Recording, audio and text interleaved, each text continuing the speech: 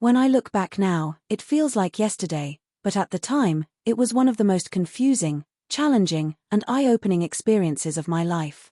My name is Linda Carter, I'm 45 years old, and I live in Ohio with my son, Ethan, who just turned 19.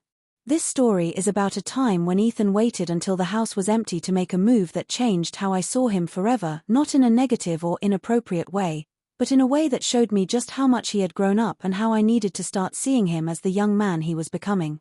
Ethan has always been quiet, thoughtful, and somewhat reserved. Growing up, he never liked to be the center of attention. He was smart, responsible, and always the kind of kid who preferred reading books or working on projects in his room rather than going out to parties. I admired that about him, but like any mother, I also worried that he wasn't fully experiencing life outside the comfort of our home. After his father passed away when Ethan was 12, we grew even closer. I became not only his mom but also his confidant, his listener, and sometimes his teammate when it came to facing life's challenges. The bond we shared was strong, but as he grew older, I knew that bond would eventually shift.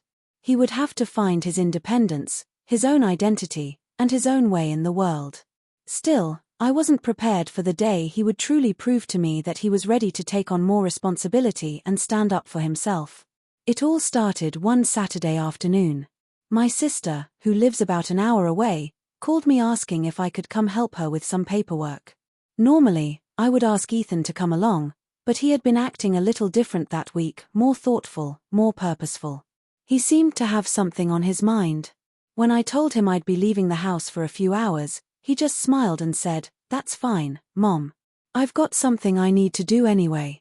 I didn't think much of it, but something about the way he said it made me curious. Ethan wasn't the type to make mysterious comments. But I shrugged it off, grabbed my keys, and headed out. When I returned home later that evening, I noticed something immediately. The garage was organized, tools neatly lined up, boxes labeled, and even the floor swept clean. My first thought was that Ethan had helped me out by tidying up the garage, which had been a mess for months. I smiled to myself, grateful, but then I walked inside and saw even more changes. The dining room table was set beautifully, with candles not lit, but neatly placed alongside folded napkins and polished plates. The living room, which usually had books and magazines scattered across the coffee table, was spotless. There was even soft music playing from our old stereo. "Ethan," I called out. He stepped out of the kitchen wearing an apron, his face slightly flushed but proud. "Hey, Mom," he said with a grin. "I wanted to surprise you. Dinner's almost ready." I froze, not out of shock in a negative way, but because I realized this was what he had been planning. He had waited until I was gone so he could put everything together without me hovering, asking questions, or trying to help. When I walked into the kitchen, I almost cried. He had cooked a full meal: roasted chicken, mashed potatoes, fresh green beans, and even baked rolls. I couldn't believe my eyes.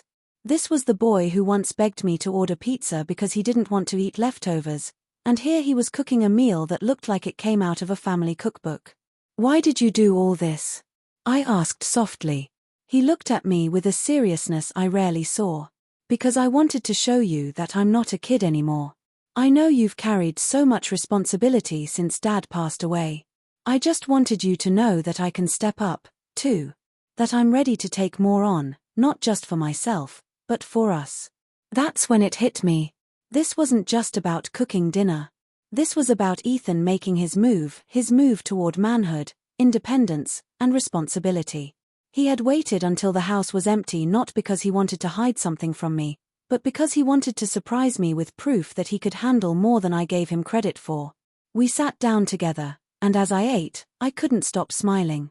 The food was delicious, but more than that, it was made with thought, love, and intention.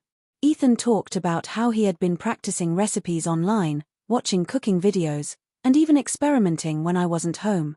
He admitted he had been nervous, worried I wouldn't like it, but seeing my face reassured him. That night changed something between us. I realized that part of being a mother isn't just guiding your child, it's also stepping back when the time is right, letting them prove themselves, and acknowledging when they've grown. In the weeks that followed, Ethan became more involved around the house.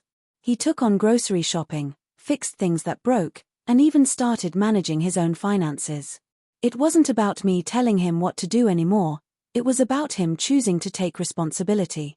One evening, we sat on the porch watching the sunset, and he said something that brought tears to my eyes. "Mom, I'll always be your son. But I also want to be someone you can rely on. You don't have to carry everything alone anymore." Hearing that from my son was one of the most meaningful moments of my life. It reminded me that while parenting never truly ends, it evolves. Children grow, and sometimes they wait for just the right moment, like an empty house, to make their move and show you who they're becoming. And Ethan. He showed me that day that he wasn't just my little boy anymore. He was a young man ready to take on the world, and I couldn't have been prouder.